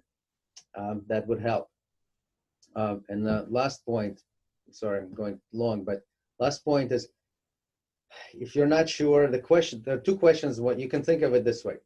One way to think of a diagnosis as you're starting is, do you want to have the diagnosis or do you want to exclude the potentially dangerous causes of your condition? So these are the kind of broad ways of thinking about, like, what do I have? Is it the sound that's bothering me a lot, or is it the uncertainty of what the sound means? And it's often both. But in terms of excluding dangerous conditions, MRA is a very, very good tool because it looks at arteries. Most of the, stroke, bleeding kinds of like terrible things, a lot of them are going to show up on your MRA. So if there's what is one test? Get an MRA. A normal MRA is quite reassuring in most cases. So as Emma said, you have a normal MRI. It's nice, but it probably doesn't cut it in terms of reassurance as much as an A would. So again, MRI brain with contrast, MRA brain, MRV brain, those are the standard things. And then you go from there. I would say, if I could just jump in one last thing, sorry, which I'm sure everybody else would agree with here. The test that you have done, you could have the fanciest machine in the world. I could put the most expensive MRI here in my bedroom, and if I read the scans for you myself, that would be problematic. The scan is only as good as the person who's reading it. I'm not a radiologist myself. There's some things I'm very good at reading, but not everything. I certainly am not good at reading angiograms like Dr. Shapiro and Dr. Patsalides would be. So the scan is only as good as the person who's interpreting it. And from the patient's perspective, that's a huge, huge problem because you have no idea. 99 out of 100 times the patient has no clue who the radiologist who is reading it. And very often the clinician who ordered the test didn't actually look at the test themselves. They just looked at the report from the radiologist. So that is a big black box for a patient. It's a very, very difficult problem to overcome. But if you have any questions about the fact that maybe I got the right test, but it just wasn't read properly, you could always ask for a copy of your study on a disc, and see if you can find a specialist to whom you could send it, who can have another a look at it.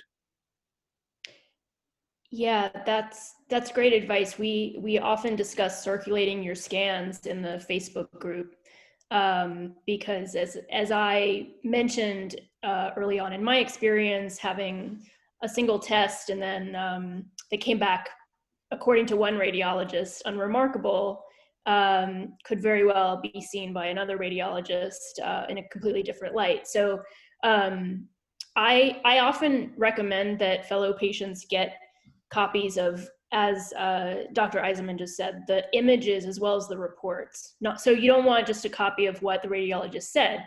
You want the actual pictures of the images of the test. So that everything that you all just said, it was very helpful. I guess switching gears just a tiny bit, I wanted, and some of the questions that came in were regarding unilateral pulsatile tinnitus versus bilateral pulsatile tinnitus, one side of the head or ear versus both sides. Is there anything that anyone wants to talk about with regard to maybe the likelihood of a diagnosis if you have it on one side or on both sides? I would say that I think the two common conditions that I see with bilateral is either patients with venous stenosis and intracranial hypertension, or patients with like massive dural fistulas where the arteriovenous shunt. An arteriovenous fistula is a condition where you have abnormal connections between arteries and veins without the normal gradual transition between the two. The blood basically shunts from one high pressure tube, which is the artery, to a low pressure tube, which is the vein. And this, I've seen this in extreme conditions caused by bilateral pulsatile tinnitus. But I think the vast majority of patients that have bilateral is because they have bilateral venous stenosis, which is, almost always a finding with intracranial hypertension. I mean, there's always exceptions, but I think these are the two most common ones. I don't know what the others think. The one thing I would just say, the caveat that one needs to put on there is there's something, an audiological phenomenon called the Stenger effect, which is if the ears are hearing two sounds and in one ear it is much louder than the other, they're otherwise identical, in sync with each other, but in one ear it's louder than the other, the brain is not going to hear the softer one. It's going to be perceived as just one sound, even though it's actually going to both ears. And so we see people who have, let's say, for example, bilateral sigmoid sinus diverticulum, and they have pulsatile tinnitus on just one side. We fix that side, and then they're hearing it on the other side because you've unmasked, you've taken away that Stenger effect. So it is important in the differential diagnosis of thinking about whether it's unilateral or bilateral, but something that you might think is unilateral initially, or which is perceived as unilateral, could actually be bilateral. They're just not hearing it until the first side is treated. Good point, David. I think a lot probably depends on, in our practice, just a lot depends on where the patients come from. And that influences the spectrum of conditions that we see. Certainly, I agree with Athos that there's, in terms of identifiable sounds, causes of bilateral pulsatile tinnitus, I think those two are the ones. But in addition to those, I've come across a lot of patients, perhaps more, the majority of the people that I see with bilateral pulsatile tinnitus have neither of these. And I think those conditions we can say with high degree of certainty, having seen lots of them, that either you have it or you don't. And so in my practice, it's just enriched with people with bilateral pulsatile tinnitus that I just, honestly, I don't know what it is from. It's important. We also, we didn't mention this, but So in terms of patients, like coming to the doctor, sometimes one of the ways to approach your pulsatile tinnitus is to take your own pulse. Just, okay, it's pulsatile. Like oftentimes it's very pulsatile. You know, if I have an arrhythmia in my heart skips a beat, my sound skips a beat. I run, it gets louder and more frequent. Okay, like that's easy. But what happens when it's a little bit more challenging? Like maybe it gets faster when I exercise, maybe, I'm not sure. One way is to try to get the frequency of your tinnitus, whether it's pulsatile or periodic non-pulsatile or whatever, like try to record what that frequency is, see what the frequency of your pulse is. So sometimes that's helpful to differentiate. So some of the people with bilateral sounds may not have true pulsatile tinnitus, as we spoke. But of the ones that do,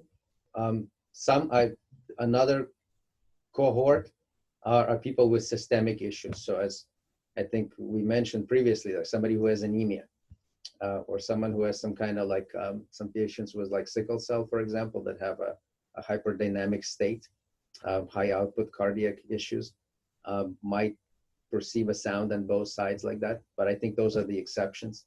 Thyroid issues sometimes can do that too, hyperthyroid states. But a lot of people, I think, still have no answer. If I may add, if I make a comment, I've seen a number of patients who they tell you that they have pulsating tinnitus. And what they have actually is bilateral high-frequency sensory neural hearing loss. Their tinnitus, though, if you take the history again, is not of the low frequency. It's not, it's high-pitched. So taking the history, it's very important to differentiate how this bilateral noise, tinnitus, is. High-pitched, you do a hearing test and you see the bilateral high-frequency nerve type of hearing loss. So let's keep that in mind as well. In addition, maybe 5 to 10% of patients that I've seen with intracranial hypertension syndrome, the idiopathic intracranial hypertension syndrome, they do have bilateral pulsatile tinnitus.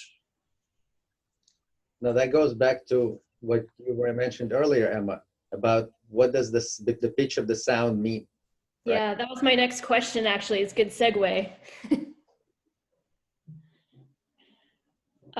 Yeah, we can dive right in there. I'm curious if there's enough study about the pitch, how relevant it is to particular diagnosis. In my experience, as Aristides, as you mentioned, the majority of pulsatile blood flow related tinnitus is low pitch, but there are exceptions, and people record them, and you have these like relatively high frequency sounds. They're probably not they're not into the what you might consider like high frequency, but they're not these like baby ultrasound kind of sounds. They are of higher tone for whatever reason. You know, there's somebody who has a sound and it's like an E, like E, E, E. For sure, it's not an artifact. You know, we listen, you record it. You know, a person, you don't have a stethoscope. Maybe like your loved one can put an ear to your ear, and sometimes you can hear that. That works too. Sometimes it's this relatively higher pitch sound. So I haven't found that to be like super helpful when it's the pitch of it. Okay. Switching gears again, we have a number of parents in our group, in our community, as well as joining us today with children under the age of 18, some very young, some under the age of 10, that have presented with what their children describe as pulsatile tinnitus sounds. Is the workup different for a child who presents with the symptom than for an adult?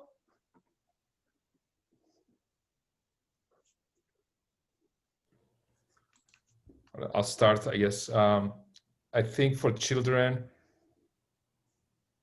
I think it's important to have an MRA, certainly, because there are congenital vascular malformations. There are congenital arterial problems. Like these are very rare, but they do exist. And I think again it goes back to the history and weight gain or presence of headaches. There are children with idiopathic intracranial hypertension. Again, it's very rare, but I mean, teenagers or early teens with children in early teens, they do present with with idiopathic intracranial hypertension and pulsatile tinnitus. So it's not just like a disease of adults. So it's a symptom that should not be ignored. Let's put it this way. The workup is pretty much the same in the sense of, the dichotomy of scans between arterial system and venous system. And it's a little more difficult for very young kids because it's difficult to express exactly what they hear, especially if it's not like the clear heartbeat sound. But definitely, this should not be ignored by either the family or the pediatrician, and so that's my view. Well, Emma, I don't think the workup should be very different. Again, obesity has doubled since 1980. 1/3 of the global population is overweight. And unfortunately, as the weight goes up, the pressure in the fluids of the head goes up. Now, children do suffer from intracranial hypertension as well, as Athos just mentioned. So again, the same thing. I would ask information from the history, from the clinical examination. Is it objective? Is it subjective? Is it venous? Is it arterial? Do they have headaches? Do they have problems with their vision? Are they anemic? Do they have thyroid problems, thyrotoxicosis, as you mentioned before? So again, you have to do a thorough evaluation for this patient. And then we go with imaging studies like an MRA, as mentioned previously. Okay, thank you. Next, I wanted to bring up the topic of intermittent versus constant pulsatile tinnitus. In the group, there's almost a constant debate actually about this.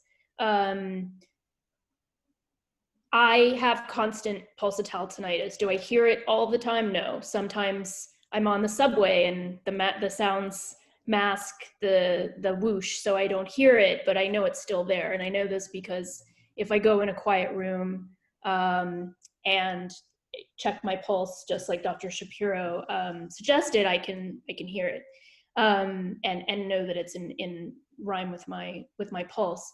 My question is, I guess it's a two-part question, is what are your experiences with intermittent versus constant pulsatile tinnitus? Do you think that pulsatile tinnitus is always constant, or can it be sort of triggered by certain events and only happen to be experienced some of the time by the patient because it's actually only there some of the time, if that makes sense?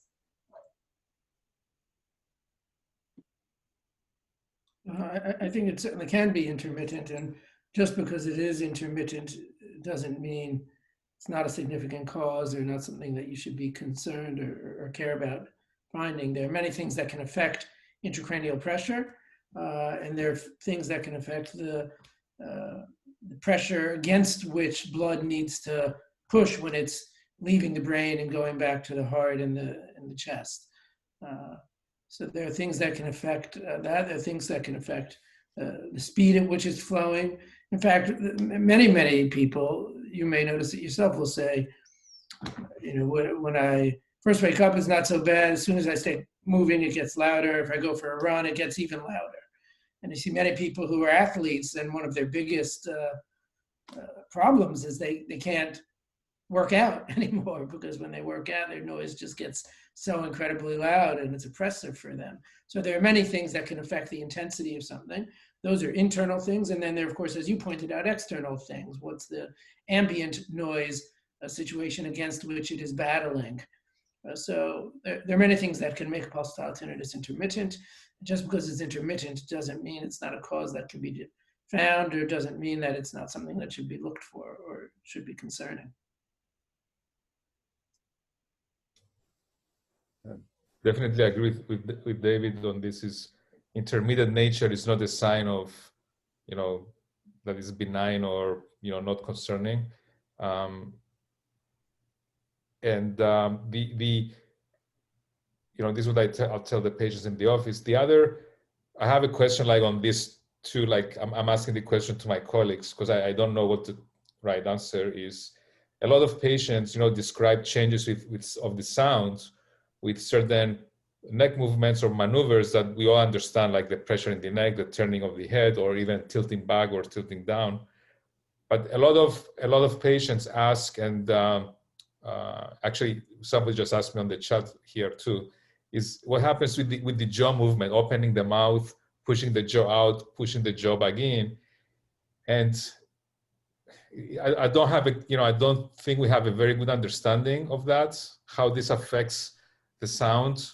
I think the possibilities are changes in muscle tone, changes in position of the muscles against the vessels, or the jaw against the the veins or the arteries. What are your thoughts? I'm throwing it out there because I'm not 100% certain on that myself. So what are your thoughts about changes of pulsatile tinnitus with jaw movements?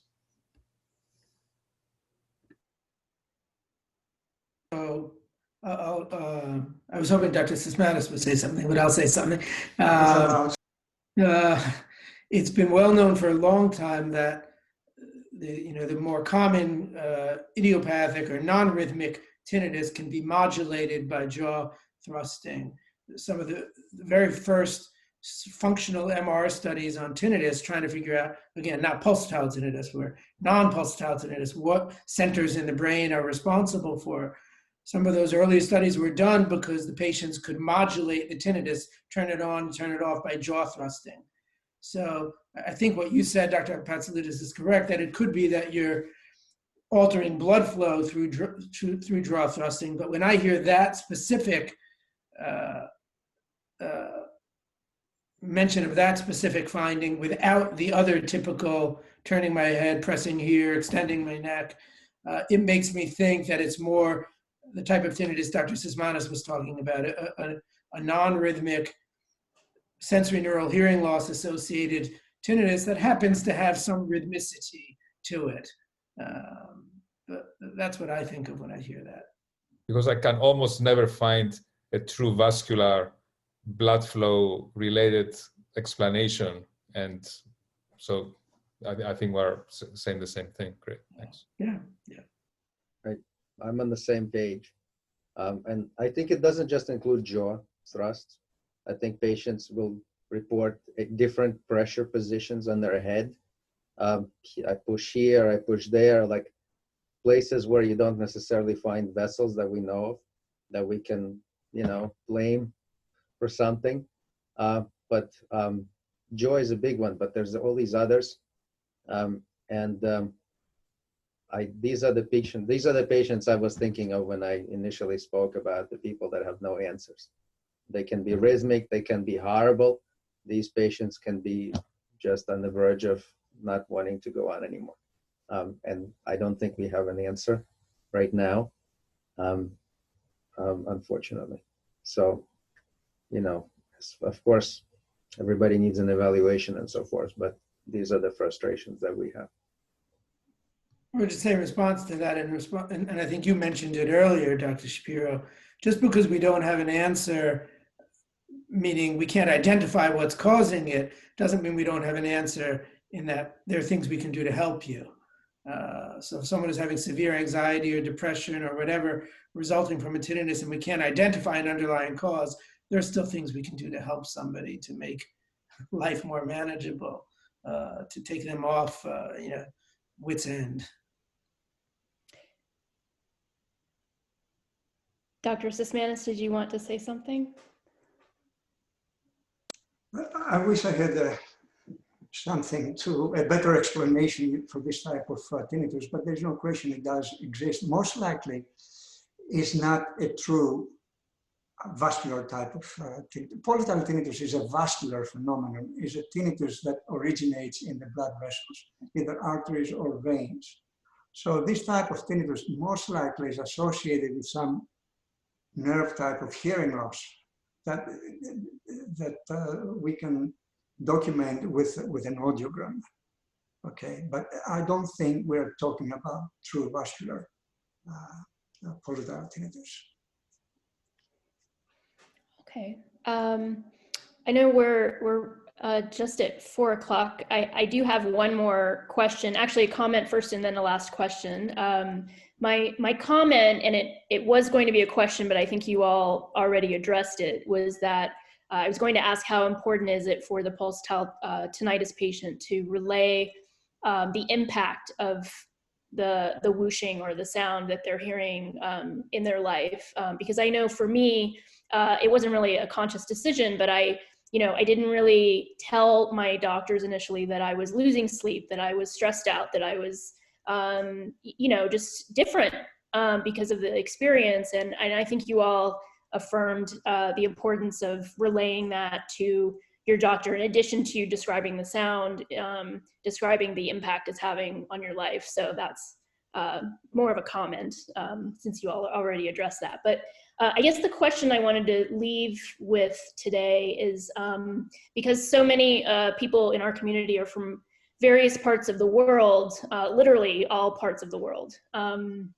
which is really nice to see. I mean, not nice, but we're happy to have a community like this where we can all share our stories and encourage one another.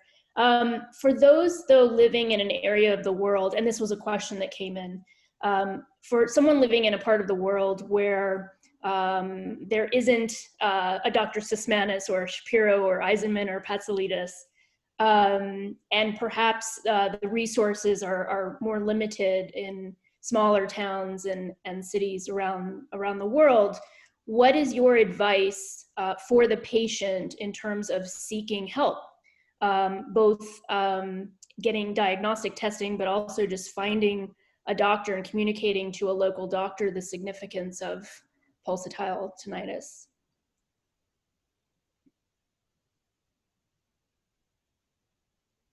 That's a very difficult question, Emma, because there are always going to be limitations, healthcare imposed limitations and system imposed limitations for every patient's care. I think sometimes the most someone can do in that situation, I think as a physician certainly, the first and foremost is to make sure that they don't have something potentially life-threatening that really is putting them at risk, or if not life-threatening, then say vision-threatening. So intracranial hypertension is certainly to be something which they should be able to find some practitioner in their region who could at the very least make sure they're not having visual field loss or at risk of a stroke because of intracranial hypertension. The other things, the more subtle things, that's going to be challenging. The world has become a lot smaller, and so it is a lot easier to send images to somebody, and I'm sure every one of us here has had images from across the globe to get an opinion on something, but it's still going to limit how much you can do for that person. But at the very least, you can potentially reassure them that they don't seem to have something life-threatening. Or for many people, the most reassuring news that they can get is, yes, there's something causing it. You're not crazy, contrary to what everybody has been telling you. It's not, it's in your head, but it's not in your head. To add to that, I think for patients who don't have access to, like say, sophisticated care for this condition, I would say I often see them and I spell down on my note the steps that need to be taken, like do this, do that, do that, do that, and then including scans, see an otologist or neurologist, ophthalmologist, whatever it is that I think they need to do. And I think that's actually helpful because they have a medical document from an office visit and they go to their local doctor and they say, look, this is what we need to do. And that actually, I think it works well.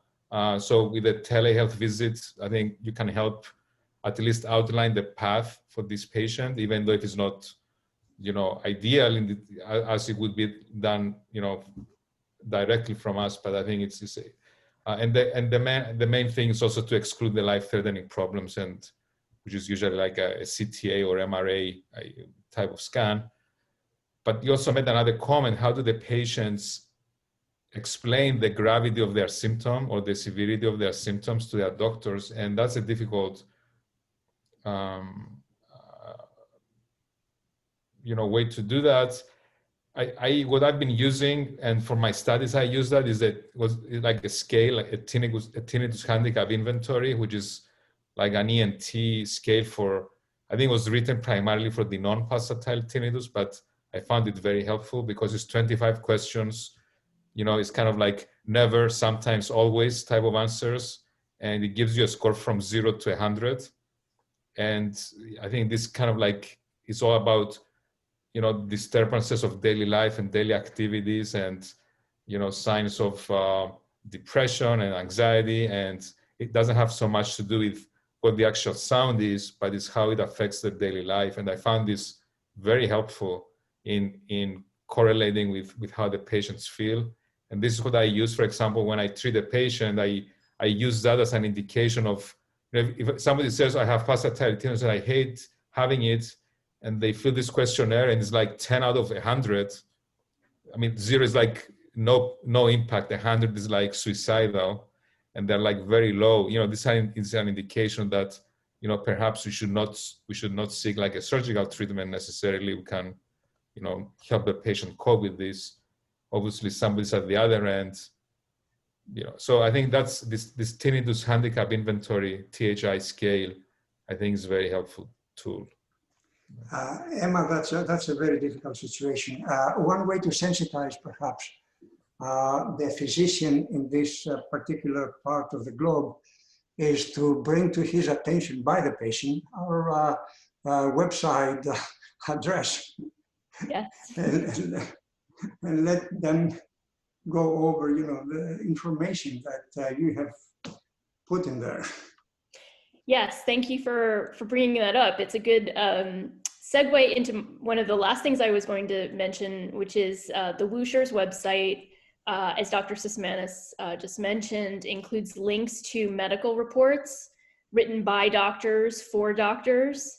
So we, recognizing that there's an awful lot of bad information online about everything, not just this topic, I like to encourage patients to look at the reports and maybe not understand them, because lay people like you and most of you and I certainly are not taught how to read medical reports necessarily, but to print them out and share them with your doctors. And if a lot of doctors, I think, when they have a patient that walks into their offices with a bunch of things they found online, may be skeptical, but if they look and see that those things are medical reports and not, Facebook posts, that they might have a second thought. And along those lines, we also have a top 10 tips document on the Wucher site.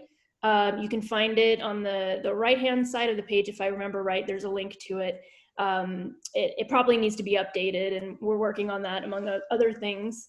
But it's written by doctors for doctors, and it's a 2-page file that we encourage patients to, especially early in their journeys, to print out and keep in their back pocket for when they go into their GP's office initially, and maybe the doctor thinks they have ringing in the ears, or may need to wait a year or 6 months before having any tests done. So look for that document as well. And I think it's helped a lot of people. As has this webinar. I know without even looking at my email, I can see the numbers of emails in my inbox just growing. I'm sure that this webinar was so helpful educationally, but also just in a supportive way to so many people. So I want to thank each of our panelists individually for your time. This will not be the last webinar we have. It was the first one. So we already have so many ideas for additional webinars on various topics, maybe even another one just like this on general issues related to pulsatile tinnitus or tinnitus. However, maybe we'll have a debate one day about how to pronounce it. So thank you everyone for joining us. Unless anyone has any closing remarks, I'll close things off here and take it easy, and all the best to all of you. Thank you. I just wish to thank you once more for putting this together. It's been very helpful to people with whooshing noises in their heads. I Thank you appreciate very much for inviting me. Emma, Thank you. Thank you. Thank you. Thank you, Emma, for everything you've done. Really amazing testimony to what one person can accomplish. Thank you so much. Thank you. Take care, everyone. Thank you for including me. It's a privilege. Bye-bye. Nice to see you all. Bye-bye. See you soon. Bye-bye.